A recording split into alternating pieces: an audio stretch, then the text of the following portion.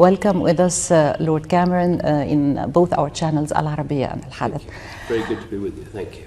Well, what we're saying is that we don't want this conflict to go on for a moment longer than necessary. We feel deeply about the level of suffering that is taking place in Gaza. And while, of course, we support Israel's right to self-defense and its right to try and deal with the Hamas threat, we don't want this to go on.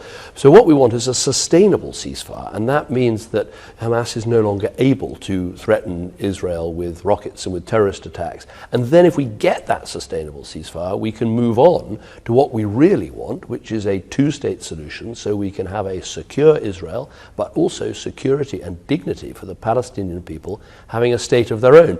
Now that's going to take time, it's going to take a lot of work, but that is the long-term answer, and Britain and Germany and others are completely committed to it. Well, it's tragic what is happening, I agree, and we support pauses or suspensions, as it were, including one happening very soon, because, of course, a pause in this fighting can mean that we can get aid into Gaza, which is absolutely essential, and also we can work to get the hostages out of Gaza. I think you're quite right to mention the hostages, because, of course, those people have now been trapped in prison, potentially mistreated for many, many days, and it's essential that we get those hostages out, including there are two British hostages, which I'm particularly keen that we get them extracted. So that's the British approach, is let's try and build consensus in the United Nations. What we're discussing right now in the UN is a massive increase in aid coming into Gaza. So let's get that fixed, and let's have a pause if that's necessary to make sure that happens, but then a sustainable ceasefire, i.e. one that doesn't just last for a few days or a few weeks, but that becomes permanent because it's sustainable. It has to be immediate, instead of getting all those killings go on. Well, that's right. A pause right now in order to get aid in and hostages out, that would be a very good thing. Now, I know there are discussions underway about that. That's one of the reasons why I'm here in the region, to talk about that. But at the same time as that, we shouldn't give up on the idea of a sustainable ceasefire, so the Hamas threat to Israel is gone, and then we can really get on with the important work of the two-state solution. We absolutely don't want to widen this conflict in any way, but what we can't accept, and what no country should accept, is threats to shipping in this area. It's absolutely vital for every country, Egypt included, perhaps particularly Egypt, that ships carrying goods and carrying oil and carrying manufactures are able to move freely through international waters.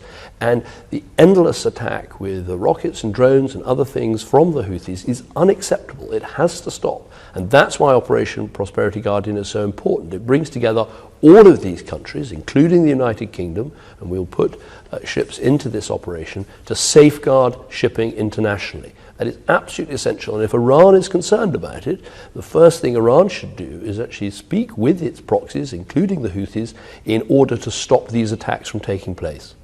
The mission is very simple, which is to protect and defend shipping in international waters that is going about the business of international trade.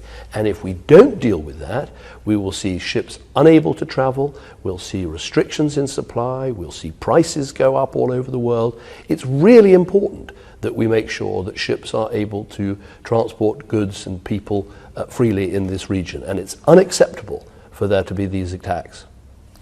Well, from the moment I got this job just over a month ago, I've been focusing on this issue probably more than anything. It is vital we get this aid in. Now, Britain has trebled the amount of aid that we're putting in to $75 million. But as you say, crucially, all the aid piling up in Al Arish is not going to help unless we can get it into Gaza. So we have been saying to the Israelis, you've got to open Kerem Shalom. That is now open. That's good. We've got to make sure aid is going in to Kerem Shalom and straight into Gaza. We've got to get more aid through the Rafah crossing, and that's one of the things I'll be talking about at Al Arish today. We also want to see maritime options, aid coming from Cyprus on ships, being able to get to Gaza, whether that's via an Israeli port or other ways. Let's look at that. Let's make sure this Jordan option, where aid is now coming from Jordan through the West Bank into Israel, into Gaza, let's make sure that that is happening too. Well, I think we shouldn't put all our eggs in one basket. Let's get as much aid in as many different ways as possible so we don't have these bottlenecks. Now, the most important thing is to keep the aid going through Rafah, to make sure that goes speedily. I think the next most important thing is Kerem Shalom, which has huge capacity for the screening of vehicles.